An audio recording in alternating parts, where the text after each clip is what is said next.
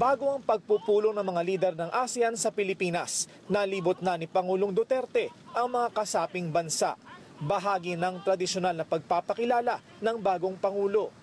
Nakatulong ang mga pagbisita para pagtibayan ang personal na relasyon niya sa mga lider. Mahusay, maganda ang kanilang rapport with each other.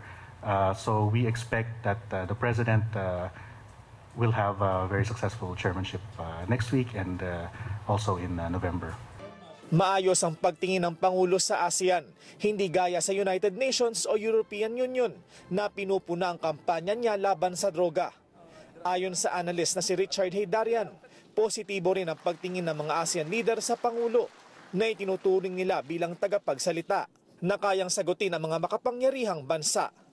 Yung mga kritisismo ni Pangulong Duterte laban sa EU, sa Amerika, yung minumura sila, sinasabi na hipokrito sila, quietly actually na-appreciate ng mga ibang ASEAN leaders kasi yun din ang gusto nila sabihin, di lang nila masabi.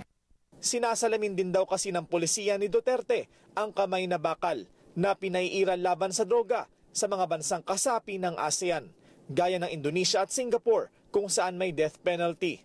Kung umikot ka sa ASEAN, sa Vietnam, sa Thailand, sa Indonesia, sa Malaysia, pinag-usapan ngayon kung kailangan din nila na mas marahas na paraan para labanan yung kriminalidad doon sa kanilang bansa.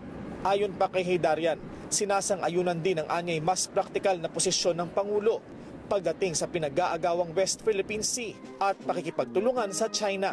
Yung isa pang dahilan na gusto siya ng mga ASEAN leaders at is karamihan ay dahil pragmatic or practical yung kanyang position sa issue ng West Philippine Sea. Ang position kasi ni Pangulong Duterte ay unahin muna natin yung economic relations, investments.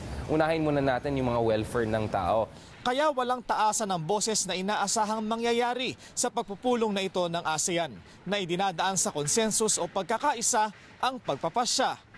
Willard Cheng, ABS-CBN News.